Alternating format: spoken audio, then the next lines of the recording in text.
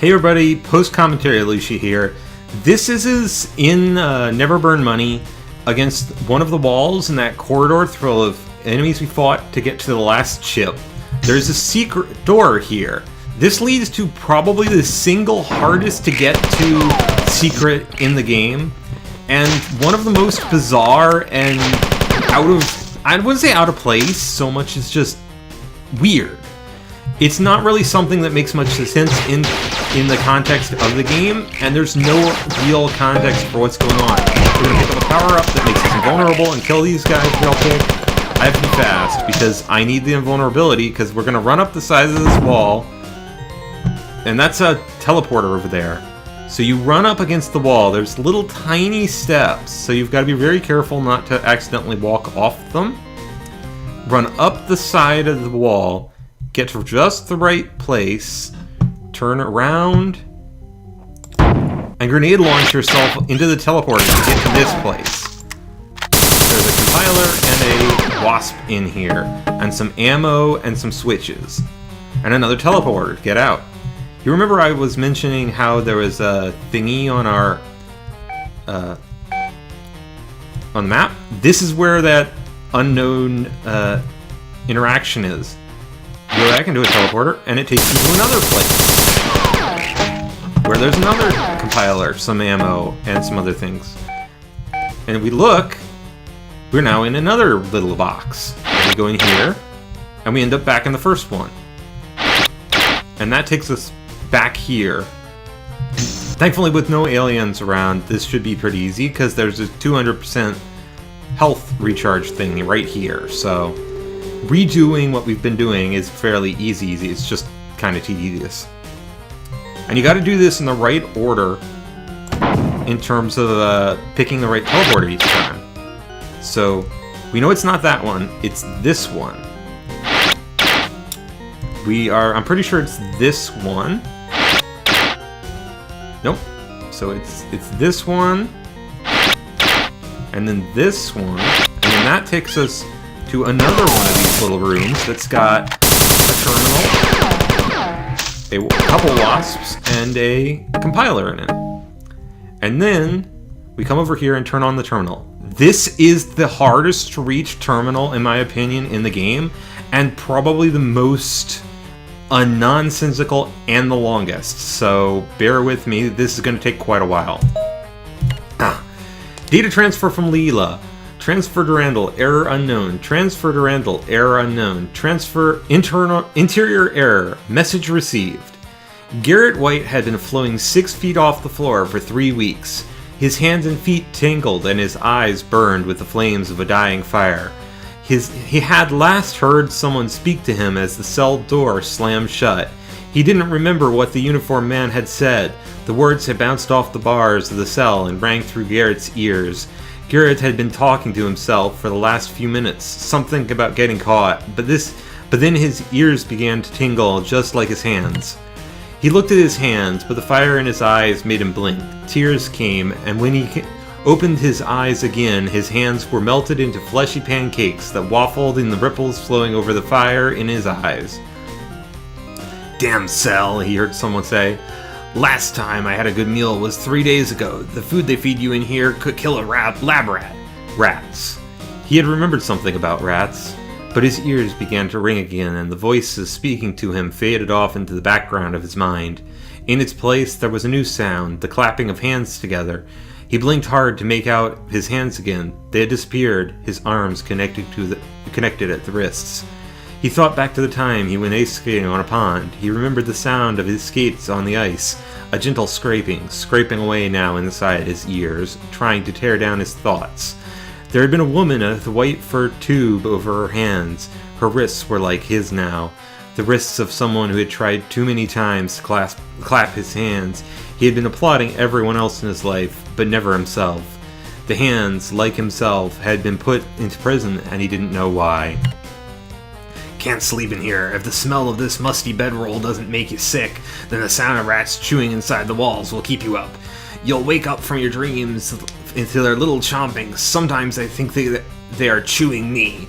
The voice was coming from inside the cell, but Gheritt couldn't see anyone. Gheritt had always been alone. He had vaguely recalled friends, or he could vaguely recall from somewhere inside his broken mind that there had been friends, lovers, murderers. He recalled a theory he had come up with after a bloody schoolhouse brawl. This theory was simple. At some point in time, everyone was a murderer. Whether or not they ever felt remorse, they had all wanted someone dead. Hatred. Everyone knew that feeling of hatred.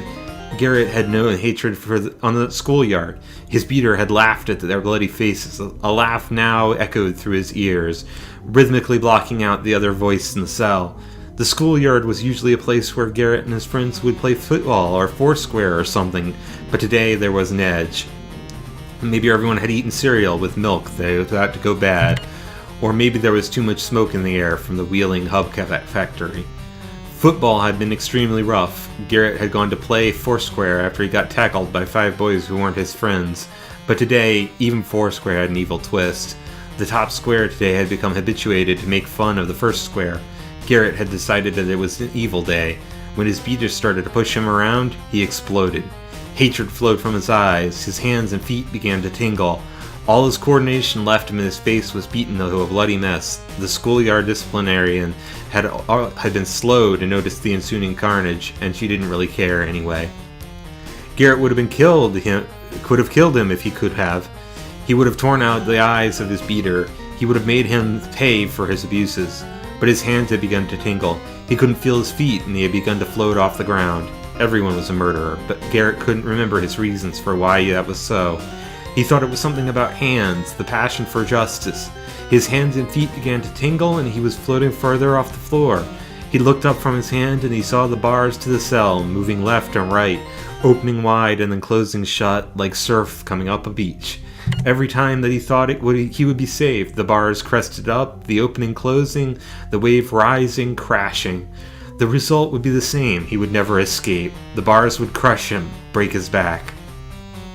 He could feel the roughness of the sand under his palms. For all the motion of the waves around him, his hands had become to rest serenely upon the ocean floor. His body tossed and flipped, pivoting about his hands under which he could feel the safe, coarse sand.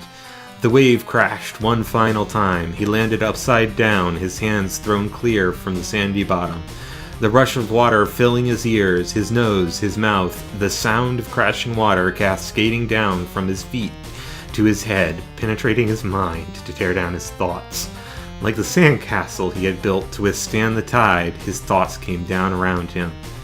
Gheritt had a good life, so much time, so much time. He had loved swimming, turning, beating.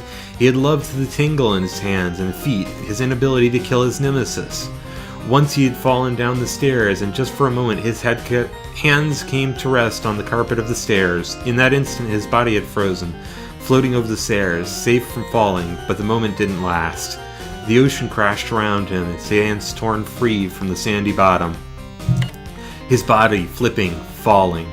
But now he levitated farther up, his hands still tingling. He began to float through the bars. He expected the instant of safety as his hands found footing, but the moment did not come. The bars squeezed his body, his chest tingled. As he fell through his cage, his legs tingled. The fire in his eye had become cold wind. He blinked away tears.